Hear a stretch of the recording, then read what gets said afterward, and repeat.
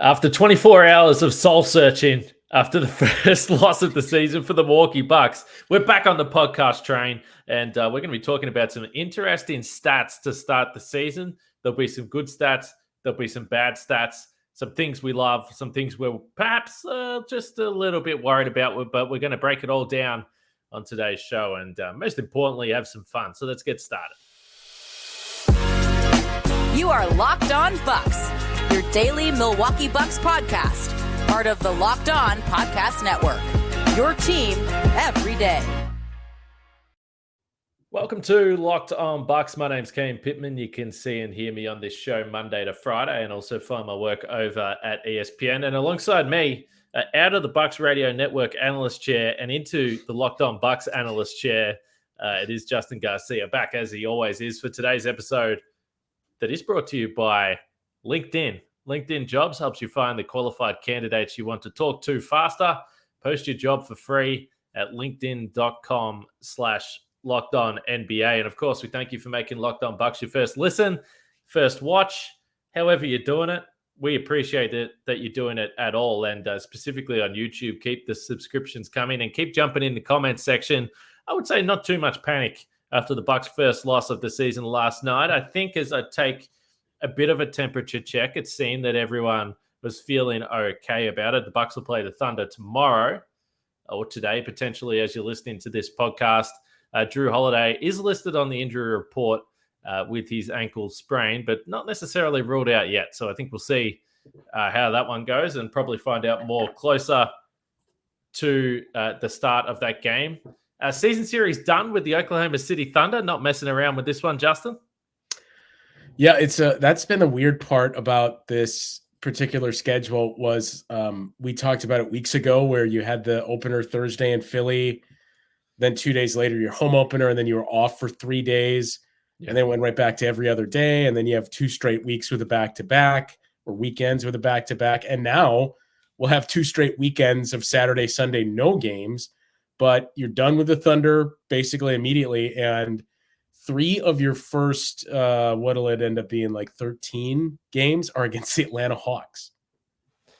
Well, they also had a couple of games against the Hawks overseas, so it feels like we've just seen far too much of the Atlanta Hawks so far this season. I did have an Atlanta fan jump in the YouTube comments, and he said, "I told you that the Bucks wouldn't keep beating the Hawks." And I said, "Well, no, it's very true. You got those 2 Abu Dhabi wins as well, so you'll be able to sleep well at night knowing you won those 2 preseason games." But we'll see if the Bucks can bounce back. I mentioned this to you, and I mentioned this at the start of this podcast. We're just going to look at some numbers, and it's very early, so you take some of them with a grain of salt. They're still pretty noisy, only 10 games into this season, but nonetheless, it's a fun exercise and everyone loves doing it. So we're going to dive into some of the numbers on today's show.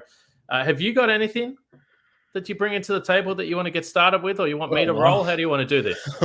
Wow. Put me on the spot there. Anything with numbers? I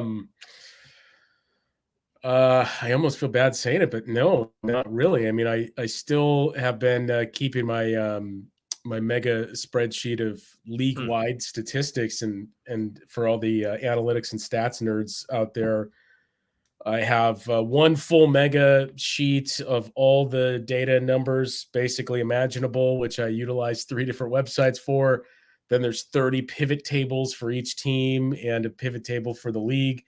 Nothing's really jumped out. And again, we're talking about a 10th of the season being played, but the interesting part to me, or at least as of a couple of days ago, was we keep talking about the 3-point defense and the improvements there. And, you and I talked about this too. It's not even the volume of threes and the makes. It's just trying to keep track of the open looks that the Bucks are giving up. And those have certainly decreased, but it's surprising that, at first blush, when you saw these numbers that the opponents are getting, I just kind of assumed when watching the Bucks and looking at these box scores that, well, it kind of feels like 3-point shooting is down league wide with some of the changes in last year. And then the take foul change this year is just made for more up and down play and more fast breaks and points in the paint. And it's not the case that you have more teams. I think the league average, there's 1 more 3 being attempted per game than there was a season ago.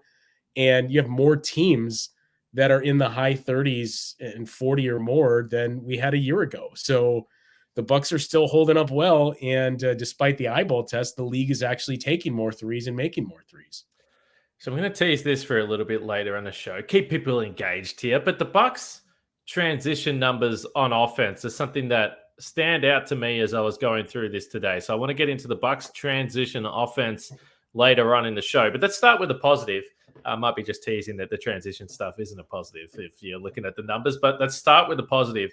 So if you just want to straight up look at what the Bucks starters have done and keeping in mind that the depth has been tested on this team. There's no question. When you have Connaughton and particularly Khris Middleton out of this lineup, you're asking a couple of guys to play more than what we expect if the Bucks are at full health. Hopefully they get there at some point, and hopefully both Pat and Khris are potentially playing in the next couple of weeks here. That would be absolutely lovely. So overall, the Bucks have a net rating of 9.5 across 960 possessions. So still pretty early, but you would expect that. They're 9-1. You expect the net rating to be looking pretty good. This is per cleaning the glass. The starters are pretty solid, plus 28.9 right now, over 190 possessions. And when I say the starters, I'm talking about Drew Holiday, Javon Carter, Grayson Allen, and then Giannis and Brook Lopez. So that group of five right there, plus 28.9. And then if you just want to shrink that a little bit for a little bit of a bigger sample size to just Drew, Brook, and Giannis, it's plus 19.5 over 317 possessions. So, it's just reassuring.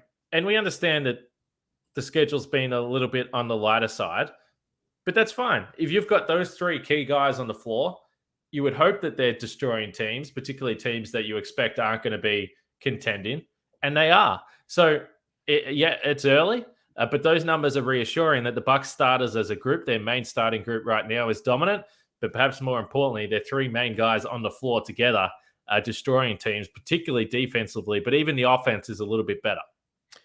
Yeah, and I guess the takeaway, if it even is a takeaway for me, is coming into the season with no Khris. I think we all kind of assumed the offense, there was a decent chance it was going to be just okay at best, maybe bad without Khris, especially in the half court.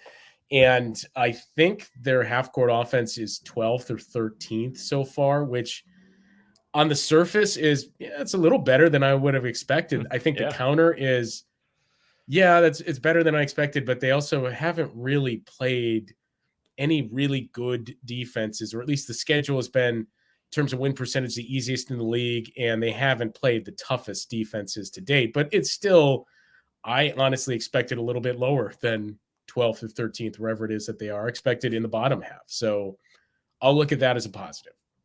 Yeah, no, I agree. And again, that's why particularly the overall net rating, you look at it and you say, gee, okay, so the starters have been dominant. It's like, yeah, they probably should, even though you have those guys out. But it does make you feel good. If Drew, Brook, and Giannis are dominant at this point, you add Khris to that mix and that quartet that, let's be honest, your best four players, you hope they carry you to success later on in the season.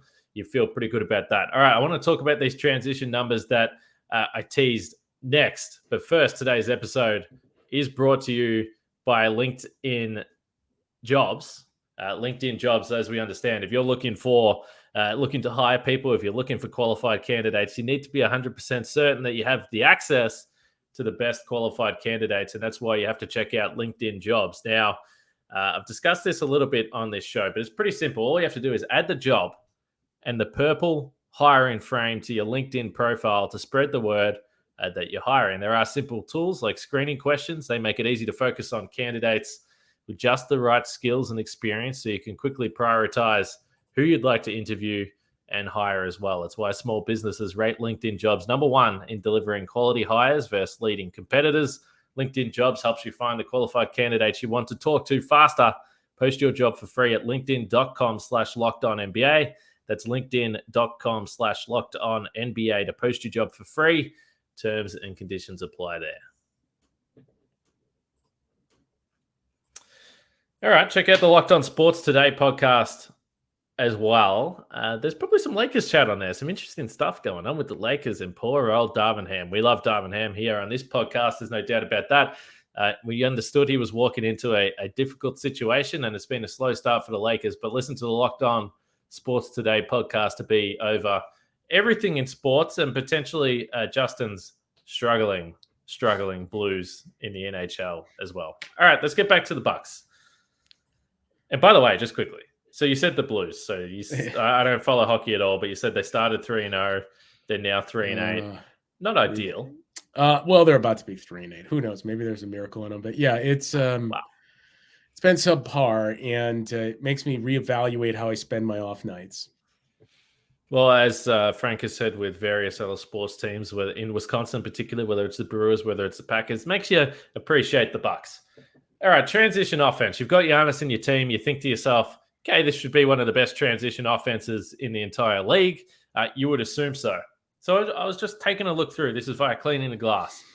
So transition offense so far this year, the Bucks generating about 112 points per 100 possessions, which is actually 16th in the league. Now, these numbers are all pretty bunched up, but 16th in the league is interesting because during the Bud era to this point, the Bucks have always been top 7, and for 3 of the 4 years, they've been top 5, which again makes sense if you got Giannis. You think about the introduction of the take foul rule, and we say, okay, now it's going to be on for young and old. Giannis is going to be free. He's going to be dunking on everyone. There's going to be free points. Opposition teams have to make a decision. But so far, they're 16th. And I was like, okay, well, what's Giannis doing then? Is he having a down year efficiency-wise? And we know that he's had some struggles, particularly shooting outside the restricted area, but he's 81 for 105 in the restricted area. This man is shooting 77% at the rim this year, which is just not even human, those numbers. So no issues there, which if Giannis is in transition, generally that's where he's going to be scoring.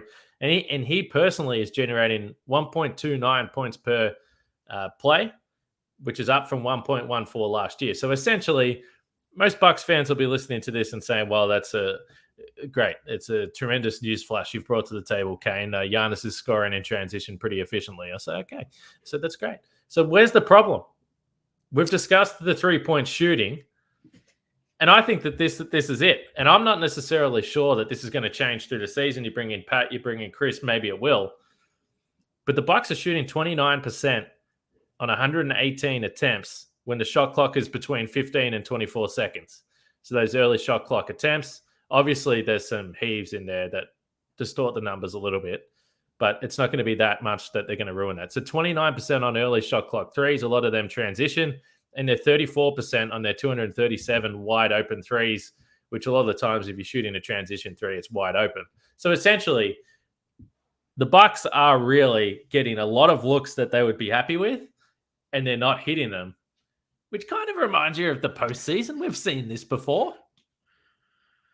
Yeah, I think we can probably count on one hand the amount of good shooting quarters from the outside they've had this season. That I want to say it's like 4 or 5 quarters. It was first quarter against the Hawks on Monday, and I believe it was the second quarter against the Thunder over the weekend. But it's been very, very rare that you think, okay, now they're starting to really catch fire. It was midway through the homestand that they started to piece together some decent shooting performances, and a lot of that was Drew Holiday. So when I saw the number, I honestly expected it to be lower, because when you think about their transition attack, like case in point, the game against the Hawks, I think they had 3 transition points against Atlanta on Monday, and those came in the first quarter. And there's been a handful of those where I want to say it's really only been the home opener against the Rockets, and I think the second game against the Pistons, where you looked at it and you said, here's where the Bucks were in transition and their fast break points and a massive advantage here. Because, going back to the opener, it wasn't like cause for concern, but I remember, I think we talked about it on this show. You watched what Philadelphia did or didn't do against the Celtics and what the Celtics transition offense was in that game. You thought, man, Philly still hasn't figured out how to get back on defense. Bucks should really take advantage of this with Giannis and Drew, and they didn't. The two teams were basically even in their points created in transition in that game. So it kind of started off a little strange, and part of it is the open looks that you're getting from the outside and you're not hitting. We can't point to the take foul. That's something that has certainly helped the Bucks, I think, this year. But, when you think about it, it hasn't been a whole lot of Giannis in transition, especially lately. We've been seeing a lot of Javon Carter, and I think he's gotten better at it, and Grayson Allen. But, it hasn't so much been Giannis. And I think that's another part of it of you're not hitting outside shots. And we saw it more earlier in the season, but lately we haven't seen a whole lot of Giannis in transition. His points in the paint have really come from half court sets. So they are averaging, and we've discussed what the Bucks are giving up behind the 3-point line a lot on this podcast. And last time I checked, it might have fluctuated a little bit, but probably not a lot actually, because Atlanta only attempted 29 threes overall yesterday. So in terms of wide open opposition threes, I don't know if you have the number, but it was around 13 or 14 per game. Yeah, the last time I checked. Last I checked, I think it was 13 something. And the Hawks, it was only, it was a very low volume because overall the Bucks are still only giving up 31 or 32 3-point attempts a game. And the league average right now is 34 or 35. So the Bucks on offense then, so we always talk, and everyone talks about, okay, the math game. What opportunities are you getting? What looks are you getting? So the Bucks are putting up 23 wide open threes a game. That's a pretty big number. You're going to be pretty happy with that. We talk about the function of the offense, but if you're getting 23 wide open looks from three, you want to be shooting a decent clip on those. And as I said, they're at 34% so far. Some of the guys we've discussed, George Hill hasn't really shot the three well, even though it's obviously pretty low volume for him. Bobby Portis hasn't been where he's been in previous years. And ultimately, the one guy that is overall shooting the ball well, even though he's had some stretches as well, is Grayson Allen, who's up at 41% on the season now, which again, just brings me back to the point. And yeah, you'll bring back Pat, you trust him. Obviously, Khris, probably the best shooter in the team when you take into the attempts he takes as well. And a lot of them contested threes. Best shooter in the team, in my opinion. But it does just bring back to me the real importance of Grayson Allen to this team. Because I know that he's not a perfect player. He's not a superstar. He's not even an all-star caliber player, all those things. But the skill set that he does have, I just think this team lacks. Yeah. Yeah, and I think for me, it's a big reason that, and of course the depth, why a couple of weeks ago when we had the Jay Crowder discussion and all signs point to Grayson Allen, if you want to work something out there, why we both kind of came down on, I understand the value Jay Crowder brings, but I would not be in favor of it because of the skill set that he has. And we've seen him continue to, I don't even want to say expand that because it's not as though Grayson could never put the ball on the floor and all he did was catch and shoot at Duke, but you've seen him more willing to start to attack. But I think through the first, 10 games of the season, we talked about who's finishing in transition. You still see more of Grayson Allen just kind of probing and looking for the open man. Whereas I think we're kind of the point of I don't know if it's a little gun shy from the Celtics series, but you want him to just go up and be aggressive there. That we heard that with Javon Carter, especially after the first few games of the season where he had the one field goal attempt game. And then he came out and took 15 in the next game. It's kind of the same thing for Grayson of, he's started to heat up from the outside, which is also big because first 4 or so games of the season, it didn't seem like he could buy a bucket, but now it's kind of tough to say when he's hitting threes, but you still want him to try and finish at the basket rather than just being the guy that's getting into the paint and looking for someone. Yeah, Grayson Allen doesn't really take bad shots. And I don't really think Javon Carter does either. A lot of he does settle into those mid-ranges off the dribble a lot. But having said that, he's a good shooter and they're wide open looks every single time. So I never really look at those and think, gee, that's horrific. But maybe he could be shooting those as threes. And those two guys, to your point, sometimes you're like, okay, you can lift the score a little bit more. Why not? You're going to get open looks, which is in complete contrast to someone like Jordan Nwora, where it's always he's a scorer and a talented scorer, there's no doubt. But the difficulty of the shots he takes is just off the charts. Like the amount of times where he shoots and you're just like, oh my God, I don't know if that's the shot that people want you to take. And that's his role. That's fine. But I'll ask you a little bit more about that in just a bit. And also then we will get to Khris Middleton and Pat Connaughton as they are getting closer to hopefully a return. But today's episode is brought to you by Bet Online. betonline.net, which is your number one source for sports betting info, stats, news, and analysis. And betonline.net has some odds here for when Kyrie Irving will return to the Brooklyn Nets. Within 11 to 20 games is the favorite at plus 125. Closely followed by he'll never return to the Nets at plus 150. And then you have within 6 to 10 games and within 5 games as well. And then we have some lines for the next coach to be fired. I don't particularly like that, but Jamal Mosley at 4-1. I don't know. That would seem pretty strange to me if the Orlando Magic made a move. I'm not sure about that one, but you can check out all those odds and more from across every single sport that you can think of at betonline.net. They are always the fastest and easiest way to get your betting fix. Head to the website today or use your mobile device to learn more. That's BetOnline, where the game starts. As I mentioned off the top, make sure you check out the Locked On Sports Today podcast. And of course, we thank you for making Locked On Bucks your first listen or watch of every day. Subscribe on YouTube. Jump in the comments. Let us know what you think about these stats. Let us know what you think about Grayson Allen. And let us know what you think about the return of Khris Middleton and Pat Connaughton, because after last night's post-game show, Justin and Luke, we were a little bit dazed and confused. It had been a long time since we had to do a post-game podcast where the Bucks lost. But there was some comments that came through that just straight up said, gee, I miss Khris and I really miss Pat. And I just really want to see these guys play basketball. Has there been anything in the last day or two? I was scouring all the media availabilities we get sent through to our emails and the Zoom calls and all those types of things. Khris this time last week was with the Wisconsin Herd, and I still had it pegged at around the middle of this month. But the middle of this month is creeping up pretty close. And next week, both of those players still listed solidly as out for this game against the Oklahoma City Thunder. Yeah, when you saw him. So first of all,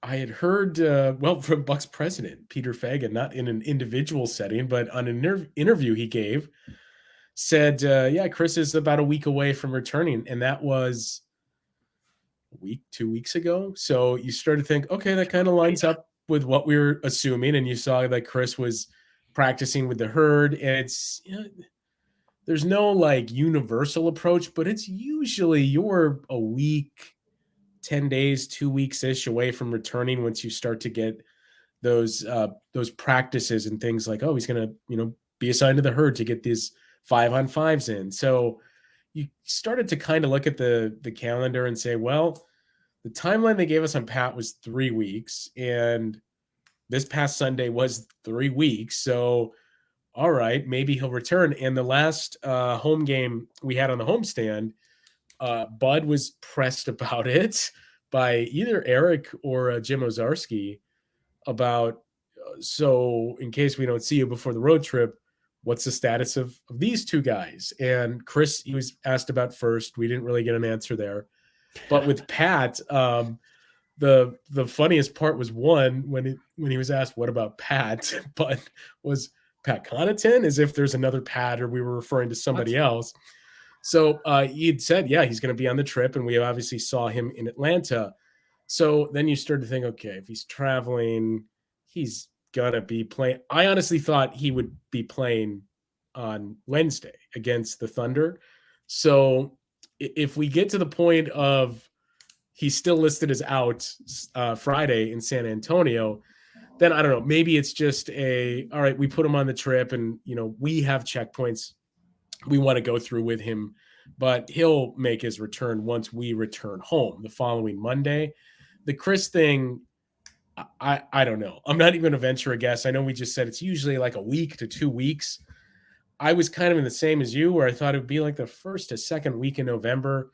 Now I'm kind of reevaluating, but also you look at it and you say, well, yes, I miss having him on the floor and everything we talked about with the half-court offense, but also what's the hurry? It's November, and we saw his importance last year in the playoffs, so we're going to have to wait to see Joe Ingles. If we got to wait until, not ideal, but if we got to wait until late November or December to see Khris, fine. If we're just kind of like staggering the returns, you get Pat in November, you get Khris in December, you get Joe Ingles in January.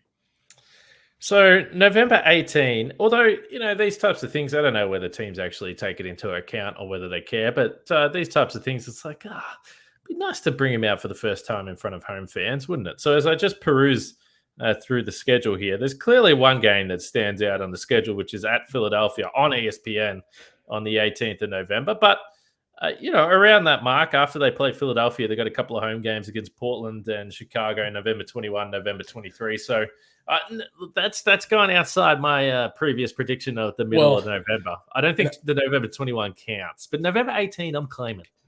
Oh, okay. I would. So I would almost say before that, or it's either going to be before that or after.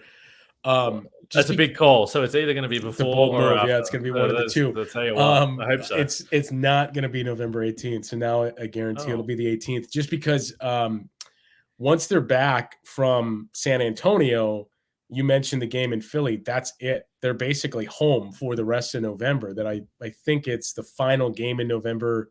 Might be in New York against the Knicks, but they're on the road for that. And they're on the road in Philly on the 18th, but they come home this weekend.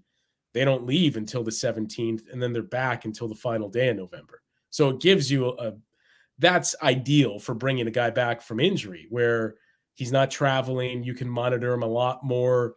You have open gym and things that you're doing 5-on-5 because of the off days at your training facility. So that's why I would say, I don't know if it's going to happen on the 18th when they're on the road. I think it would either be leading up to that or when you get that weekend off again. And then the 21st would that be? So I will say it is either the 16th or the 21st. No, reasonable call. That's a huge homestand as well, as I'm just looking at that. I mean, we've spoken about the schedule being easy. Yeah. You got Portland, Chicago, Cleveland, Dallas. Then you're on the road for one game in New York, Madison Square Garden. But then you come home and you got the Lakers, who I know the Lakers aren't playing well, but it's always a big game. So, yeah, some big games in that little stretch there. Yeah, it's a big week. I mean, you have the 2 home games. Then it's 2 big weeks, really, because you have the 2 home games. And one of those is the Cavs, your first matchup with the Cavs. Then you're in Philly. And then it's the week of Thanksgiving, where you have the Blazers, who look really good to begin the season. You have the Bulls coming here the day before Thanksgiving, which you expect will be a raucous atmosphere for that. You play the day after Thanksgiving against the Cavs again. And then Sunday after Thanksgiving, nobody cares about the Packers anymore. So you have Luka Doncic, who may be bringing like a 22-game, 30-point streak to town. Yep, Jason Kidd revenge game. By the way, as we wrap this up, Bud, does he think we're talking about Postman Pat? It's like there's only one Pat, Bud. Come on, I was talking about it with a few people there afterwards. Like, who? I mean, I know Bud likes to not give information and mess with the media jokingly, but who did he think we were referring to? That it was basically Pat Connaughton? Is that who you mean? I think there's I've got, and obviously, you certainly more than me the last few years, but in the couple of years that I was over that way, I think Bud's funny. I think he's genuinely a funny guy. Like, I think he would be pretty hilarious to hang out with, because he's got plenty of one-liners that I appreciate. And Pat Who is one of them that I think is some pretty good stuff from Mike Budenholzer. Let's wrap this up. 7 p.m. tomorrow night, if I've got that correct, against the Oklahoma City Thunder. I'm really thrown off. You guys have come out of daylight savings. I got no idea what's going on. It's basically been 4 days in a row that I've been set up to podcast an hour early, and I have to be reminded. But I'm trying to figure it all out. But 7 p.m. Central Time, the Bucks looking to go 10-1. We'll have a podcast after it, as we always do, wrapping up the game. As I said, subscribe on the audio platform, subscribe on YouTube, get in the comments, let us know what you think. That boosts us up. But we also get to have some fun and talk about the Bucks. So make sure you do that on YouTube for Justin and myself. We'll leave it there, and we'll catch you guys after the game.